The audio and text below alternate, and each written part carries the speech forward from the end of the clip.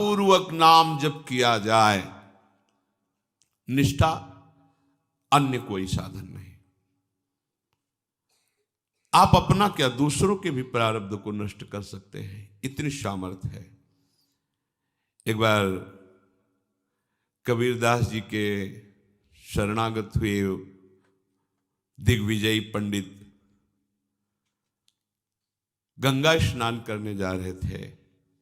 उन्होंने देखा बड़ी भीड़ लगी हुई है और शोरगुल हो रहा है, तो उस भीड़ में कौतूहल वश गए, क्या है, क्या हुआ।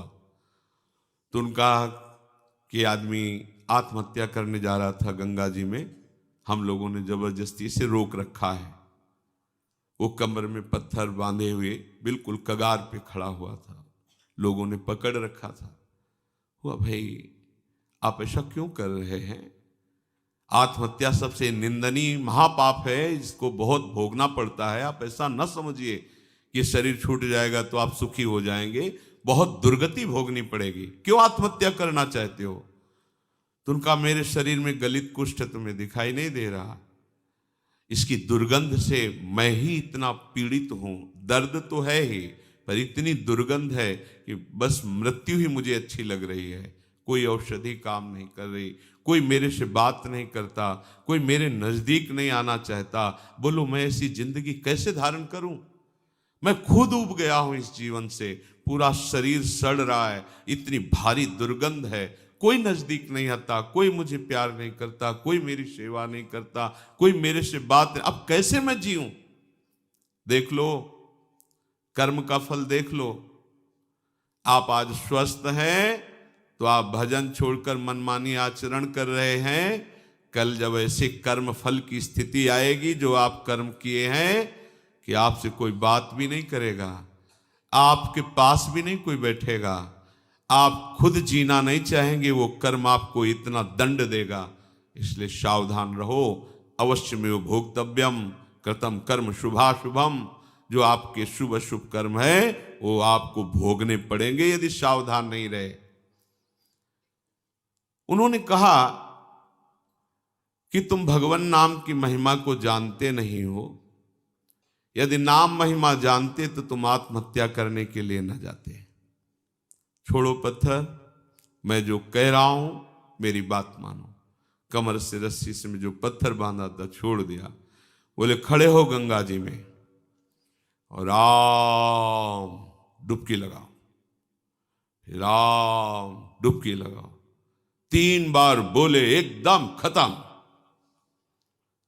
ये उनकी कोई सुकृत नहीं थे जिसके शरीर में गलित कुष्ठ था। एक तो ये महान विद्वान शास्त्रज्ञ, दूसरी बात गुरु कृपा पात्र, तीसरी बात नाम महिमा को समझ चुके थे कबीरदास जी के द्वारा। कबीरदास जी ने इन्हीं को परास्त किया था। ये दिग्विजयी पंडित थे,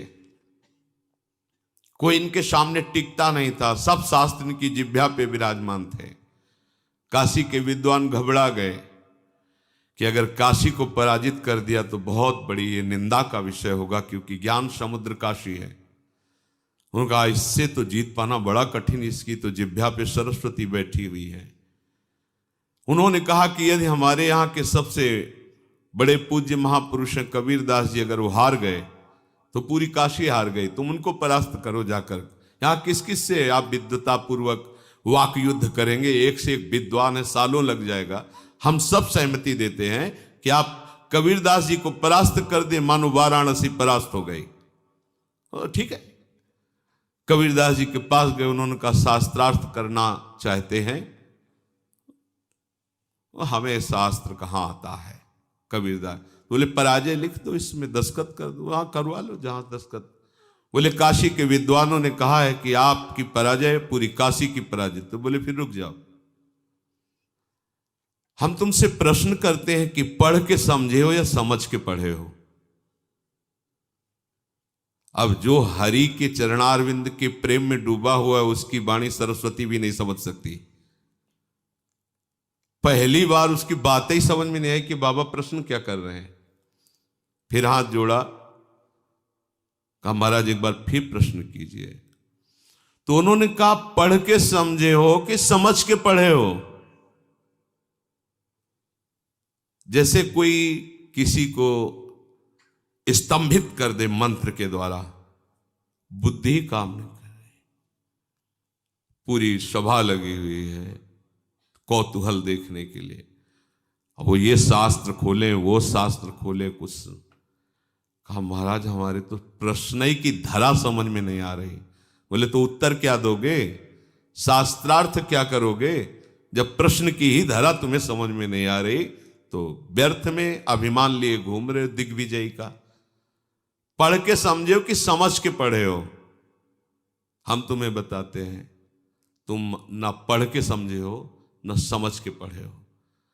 अगर समझ के पढ़े होते तो सब शास्त्रों का सार है भगवान के नाम में प्रेम, भगवान के चरणों की भक्ति। अगर पढ़ के समझे होते तो अब तक समझ गए होते कि सबका शास्त्रों का सार क्या है, तुम समझ ही नहीं पाए। उन्होंने उसी समय सब गंगा जी में शास्त्र प्रवाहित कर दिए और श्री चरणों का कबीरदास जी के आश्रय ले लिया, शिष्य बन गए और नाम जप करने लगे। उनकी ये निष्ठा कि 3 बार नाम, ये उनकी निष्ठा, उससे उनका गलित कुष्ठ चला गया। अब ये बड़े आनंदित होकर कबीरदास जी के पास पहुंचे और कहा भगवान एक गलित कुष्ठ शरीर वाला आत्महत्या करने जा रहा था, तो आपकी कृपा से नाम महाराज के प्रभाव से 3 बार नाम बुलवाने पर वो गंगा में डुबकी लगाते ही पवित्र शरीर और निरोग शरीर हो गया उसका, और बहुत प्रसन्न हो गया। और उसको भी हमने कहा नाम जप करो। कबीरदास जी ने कहा तुमने नाम की महिमा जानी? अरे ये केवल नामाभास से ठीक हो सकता था, तुमने 3 बार बुलवाया है। नामाभास से ये नाम की अपार, जौहरी ही तो हीरा का कीमत जानता है कि क्या है, हीरे की वक़्त तो जौहरी जानता है। ऐसे ही भगवत प्रेमी महात्मा जानते हैं कि नाम का प्रभाव क्या है। हम आप सब तो ऐसे ही राम कृष्ण हरि, पर ऐसे ही बोलो तो भी मंगल हो जाएगा, पर महिमा इतनी अगाध है, कह रहे अथई कांतिक भावे नोपासितम नाम भोगई के विनाशिम अपि प्रारब्धम। पर इसमें शर्त है, इसमें शर्त है अथई कांतिक, एकांतिक, अर्थात अब कोई आश्रय नहीं, कोई भरोसा नहीं, केवल नाम का आश्रय, केवल नाम का भरोसा। इसे कहते हैं निष्ठा। निष्ठा पूर्वक जपा हुआ नाम भोग के द्वारा ही विनाश से प्रारब्ध कर्म को भोग के बिना ही नष्ट कर देता है। ये बड़ी बात है। तो आप कहेंगे कि बड़े बड़े संतों को बड़े बड़े रोग पाए गए, कैंसर, अमुक अमुक अमुक, तो क्या इन्होंने नाम जप नहीं किया क्या? हाँ, जान गए, नाम जप के प्रभाव से जान गए कि ये शरीर मैं नहीं हूं, ये शरीर मेरा नहीं है, ये पानी का बुलबुला जैसा है, कुछ समय के लिए मिला फूट जाएगा। अब इसके लिए सच्चिदानंद में नाम का प्रभाव क्या रखना? जैसे सांप अपनी केचुल से कोई संबंध नहीं रखता, ऐसे भगवत भजन करने वाला महात्मा जो वास्तविक भागवतिक महिमा को जान गया है, वो इस शरीर से कोई मतलब नहीं रखता। चाहे इसमें कैंसर हो, किडनी फेल हो, कोई बड़े बड़े कष्ट हो, वो समझता है इसकी एक आयु निश्चित है, इसको नष्ट ही होना है। जब नष्ट ही होना है तो हम इसके लिए भजन रूपी महामहिम महिमा का प्रयोग क्यों करें?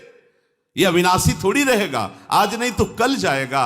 ये जब जाएगा ही तो इसके लिए हम अपने भजन को क्यों खर्चा करें? इसीलिए उन महापुरुषों ने अपने भजन का प्रयोग शरीर को स्वस्थ रखने में नहीं किया, नहीं तो इतनी सामर्थ्य है नाम में कि वो सब रोगों को नष्ट कर सकता है। आश्चर्य में ये देखा है। वो रोज सुबह आ जाता था, गले में कैंसर था, गांव का आदमी था, सरकार बहुत पीड़ा है, पैसा नहीं है, डॉक्टर कहते हैं लाखों रुपया लगेगा ऑपरेशन इसमें। वो तभी आता है, वो उनका समय था, बम्बुल की दतून करते थे, घंटों ऐसे भाव में डूबे। ऐसे चेतना एक दिन आई, थूक दिया, रोज परेशान कर, चल भाग, खत्म कैंसर। और जब उन्हीं के शरीर में प्रारब्ध भोग आया तो उन्होंने कष्ट को सहा, कभी अपने प्रारब्ध को नष्ट। आश्चर्य में बड़े बड़े रोगों को उनकी कृपा से नष्ट होते देखा, पर उनके शरीर में जब रोग आए कभी नहीं। ऐसे ही सांसारिक पुरुष जैसी उन्होंने दवाएं ली और जैसी शल्य क्रिया सांसारिक पुरुषों के शरीरों में होती वैसे करवाई, कभी कोई अपने भजन का प्रयोग नहीं किया। ये महापुरुष, कोई समझ नहीं सकता इन महापुरुषों की बात को। दूसरों के कष्टों को लेकर सह करके शरीर में उनको नष्ट नहीं किया, भजन के प्रताप से नष्ट नहीं किया, उनको अपने में ले लिया, जा तो आगे अपना मार्ग देख। और उनके शरीर का राग है नहीं, इसलिए उसे सहते रहते हैं। चाहे जितने बड़े महापुरुष आप दृष्टि डाल के देखो, भयानक भयानक कष्टों को मुस्कुराते हुए सह गए।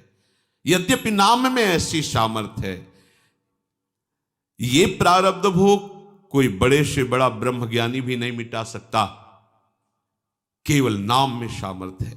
बोले यद ब्रह्म साक्षात कृत निष्ठयापि विनाश मायाति बिना न भोगई अपैति नाम स्फुरणेन तत्ते प्रारब्ध कर्मेति विरौति वेदः। आहा, प्रारब्ध कर्म जो भोग के बिना ब्रह्मनिष्ठ तैल धारावत ब्रह्माकार जिनकी वृत्ति है, वो भी नष्ट नहीं किए, नष्ट नहीं कर पाए।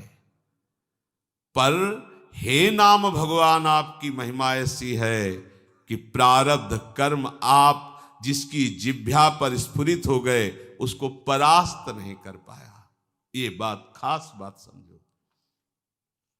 रोग मिट जाना खास बात नहीं है, नाम के प्रभाव से रोग होते हुए भी रोग का प्रभाव न होना ये खास बात है। नहीं पता चले कि अमुक रोग हो गया तो आपका मन उसी में लग जाएगा, निराश हो जाएगा, चेहरा छिन्न खिन्न होने लगेगा, अरे अब तो ऐसा नहीं।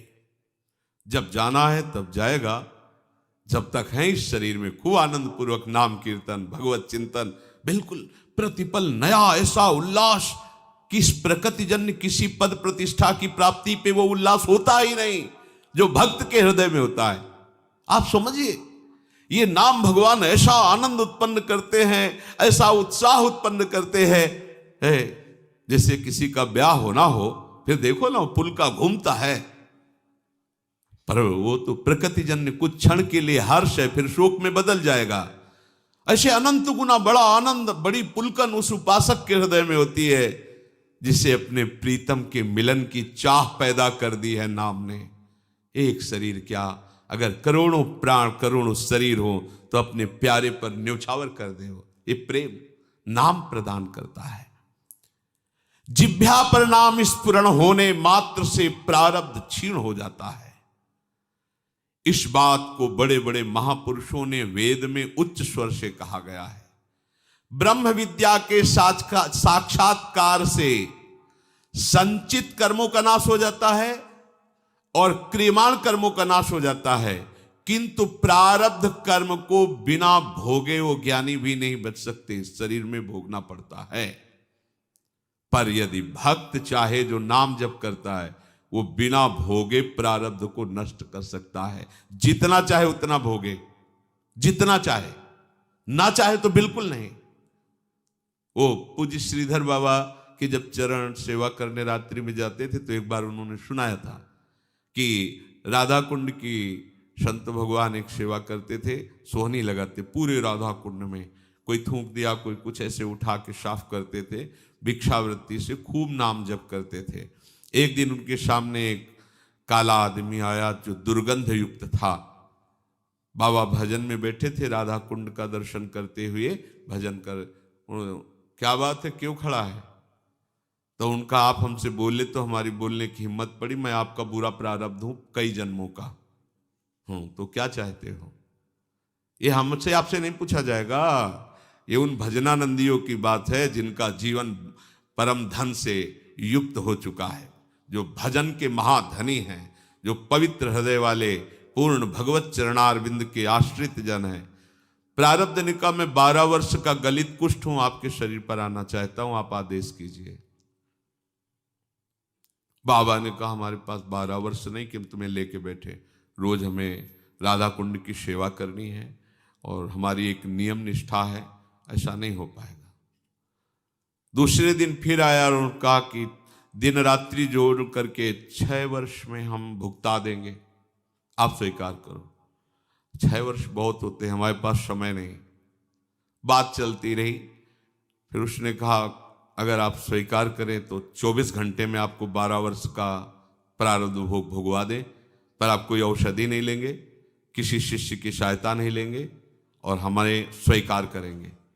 बाबा कहा 24 घंटे तो ठीक है, हम सुबह सुबह राधा कुंड की सेवा करके एक कमरे में बैठ जाएंगे, आप हमारे ऊपर आ जाना, दूसरे सुबह फिर हम सेवा में आ जाएंगे, हमारी सेवा नहीं छूटेगी, चलो ठीक है।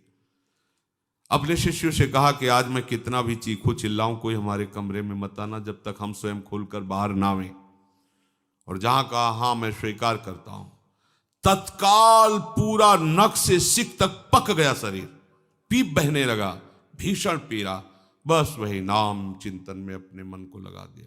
12 वर्ष के गलित कुष्ठ प्रारब्ध को 24 घंटे में भोग कर साफ कर दिया। अगर वो नाक कह देते तो हिम्मत नहीं थी कि प्रारब्ध उनके शरीर में आ जाता। ये देखो नाम बल, नाम में बड़ी, आप क्या समझते नाम जापक हैं, आपको जो रोग आया है, जो कष्ट आया है, बहुत कम करके आया है, बहुत कम करके दुलार पूर्वक प्रभु हमें दे रहे हैं, उसको बहुत सहज सहज ऐसे ही सहज। अगर वो प्रभु से बिलग हो जाओ और फिर देखो इसका तांडव, तो आपको प्रतिपल यही लगेगा मर जाऊं तो अच्छा, सच्ची कहता हूं, प्रतिपल यही लगेगा कि मर जाऊं तो अच्छा। कितना भयानक कष्ट है, आपको अनुभव में आने लगे। लेकिन कैसे बताएं तुम्हें, यदि प्रभु के आश्रित हो तो कैसे दुलार करते हैं।